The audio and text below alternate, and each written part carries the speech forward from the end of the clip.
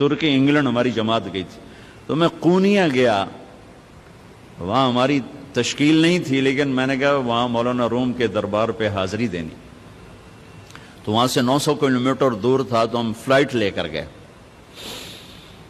میں حیران، دنیا میں پہلا مزار دیکھا جہاں ٹکٹ لگا ہوا تھا، 20 لیرہ کا مطلب کوئی 900 روپیہ، 45 روپے کا لیرہ تھا بھی جب ہم گئے۔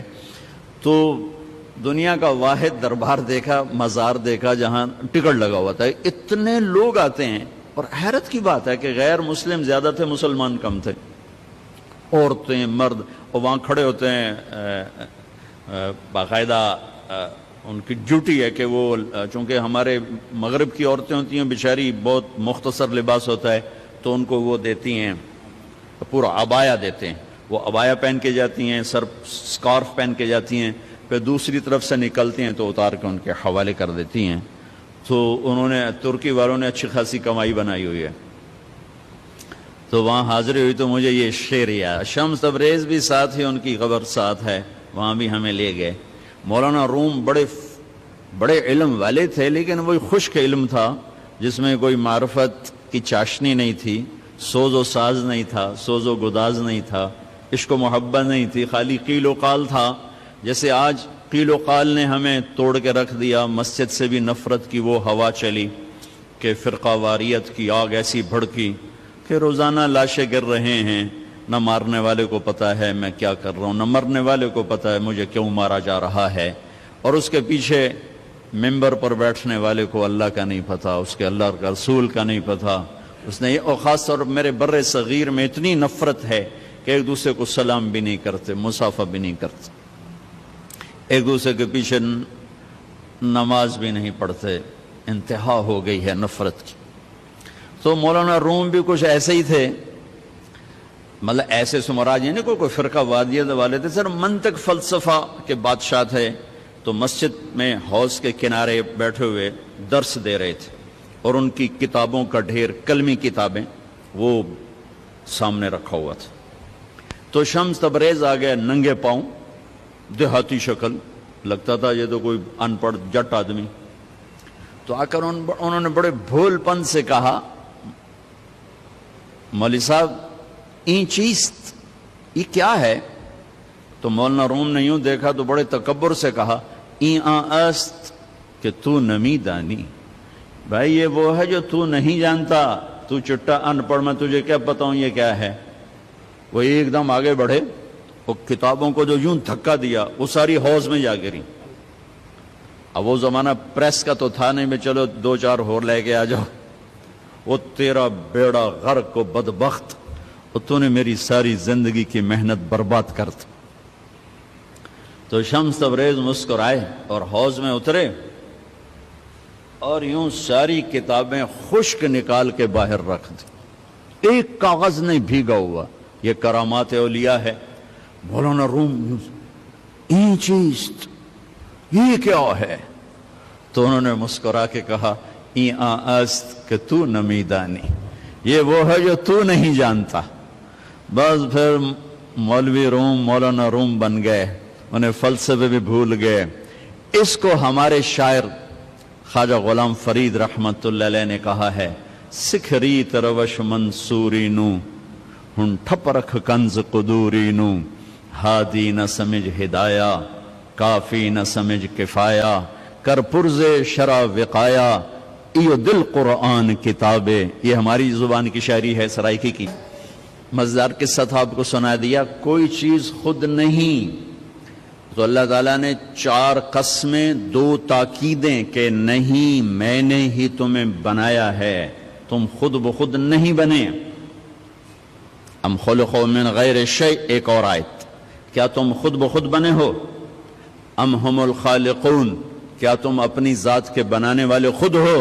نہیں، تمہارا بنانے والا وہو الخلاق العلیم، تیرا بنانے والا ایک زبردست خالق ہے۔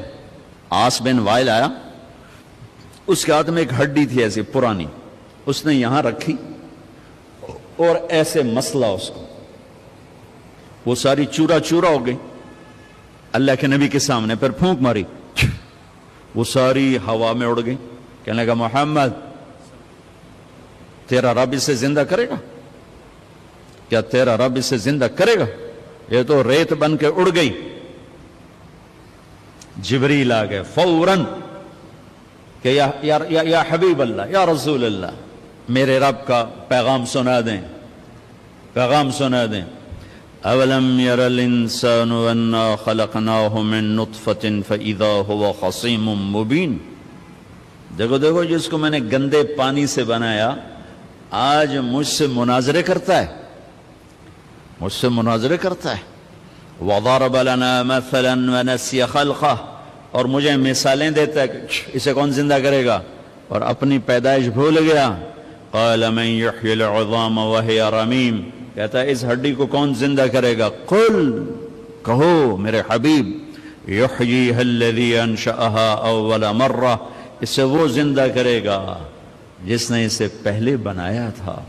وہو بکل خلق علیم، اس کو پتہ ہے میری مخلوق کہاں۔ میرے رب کا علم تو دیکھو، کتنے انسان چورا چورا ہو گئے، اور کتنے ہم چورا چورا ہونے والے ہیں۔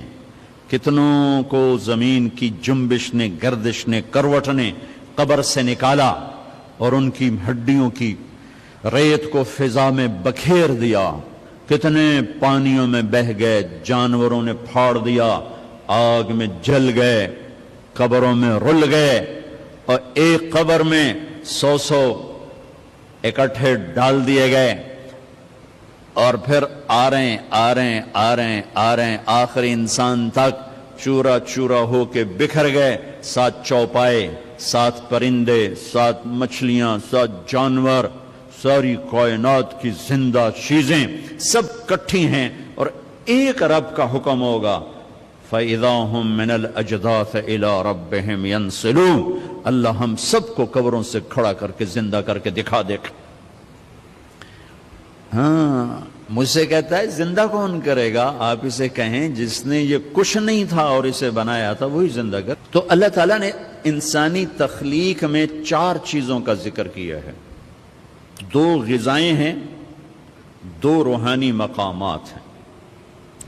غذاؤں کا تعلق جسم سے ہے، یہ میڈیکل سائنس ہے، اور مقامات کا تعلق روح سے ہے، یہ اسپرچول سائنس ہے۔ یہ 2 چیزیں جس مرد عورت میں صحیح ہوں گی وہ خوبصورت انسان ہوگا، فی احسن تقویم۔ اگر یہ نہیں ہوں گی تو وہ اس احسن تقویم کی چوکٹ سے نکل جائے گا۔ یہ پہلی 2 چیزیں، یہ علم طب ہے جو اللہ آپ کو دے رہا ہے، جو آپ کو دیا گیا ہے، جس کو آپ لے رہے ہیں، اور زندگی بھر یہ یاد رکھیں، جب تک اپنے آپ کو جاہل سمجھیں گے اللہ علم دیتا رہے گا، اور جب تک خدمت کے جذبے سے چلیں گے اللہ علم دیتا رہے گا۔ جب آپ کاروباری بن گئے تو پھر آپ ایک بے رحم تاجر ہوں گے، آپ طبیب نہیں ہوں گے۔ میں ہاتھ جوڑ کے کہتا ہوں، پھر آپ ایک تاجر ہوں گے، بس آپ نے گاؤن سفید پہنا ہوا ہوگا، ڈاکٹر کا روپ ہوگا، اندر میں سوتر منڈی کا شیخ بیٹھا ہوگا۔ علم اسے ملتا ہے جو اوروں کی ہمدردی رکھتا ہے، وہ کاروباری بن جائے۔ میں بہت رویا کرتا ہوں، میرا بھائی بھی ڈاکٹر ہے، یہ میرا ساتھی، ہم گورنمنٹ کالج لاہور میں اکٹھے تھے، یہ پرنسپل بن گیا، میں مولوی بن گیا، مقدر کی بات ہے۔ تو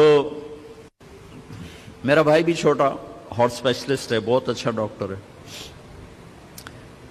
جس دیس میں مظلوم وکیل کے پاس جائے تو وکیل اس سے گاہک تصور کر کے ڈیل کر رہا ہو کہ میرا گاہک آ گیا، میرا گاہک آ گیا، اور مریض تڑپتا ہوا ڈاکٹر کے پاس جائے اور ڈاکٹر کہے گاہک آ گیا، کسٹمر آ گیا، پھر وہ اپنی فیس بھی الگ لے اور لیبارٹریوں کو ٹیسٹ کروانے کے لیے جو نسخے بھیجے تو اس کے پیسے بھی الگ لے، پھر کمپنیاں اس کو خرید کر 5 روپے کی بجائے 50 روپے کی گولی لکھوائیں اور وہ ادھر سے بھی لے، تو میں ہاتھ باندھ کے کہتا ہوں وہ ڈاکٹر نہیں ہے، تاجر ہے۔ گاؤن سے کیا ہوتا ہے یا کلینک سے کیا ہوتا ہے؟ ایک نے سوتر منڈی میں دکان کھول لی، ایک نے ایک ڈاکٹر کا بورڈ لگا کے کلینک بنا لیا، دونوں ہی تاجر ہیں۔ ایک نے ہائی کورٹ سپریم کورٹ کا وکیل کا پھٹا لگایا، تاجر ہیں، تاجر ہیں۔ وہ ڈاکٹر بن کے بیٹھا تو سفید گاؤن میں سیاہ شکل بن گیا کہ جس کو صرف پیسہ چاہیے، اسے مریض کی ہائے بھی نہیں سنی جاتی، مریض کا درد بھی نہیں اس تک پہنچتا۔ اور وکیل بنا تو وہ ایک تاجر بن گیا، تاجر بنا تو ایک دھوکے باز بن گیا، فراڈیا بن گیا، طاقتور بنا تو فرعون بن گیا، فقیر بنا تو ناشکرا بن گیا، چور ڈاکو بن گیا۔ اکائی بگڑی ہے، انسان بگڑا ہے، انسان۔ بھائیو، میں بھی کہہ رہا ہوں کہ انقلاب آنا چاہیے، لیکن کون سا انقلاب؟ اپنے دلوں کو بدلو، یہ انقلاب لاؤ، اس دل کی دنیا کو بدلو۔ دل دریا سمندروں ڈوگے، کون دلاں دیاں جانے ہو، وچے بیڑے وچے جھیڑے وچے ونج مہانے ہو۔ اندر کے دلوں کو بدلو، یہ دنیا بدلو۔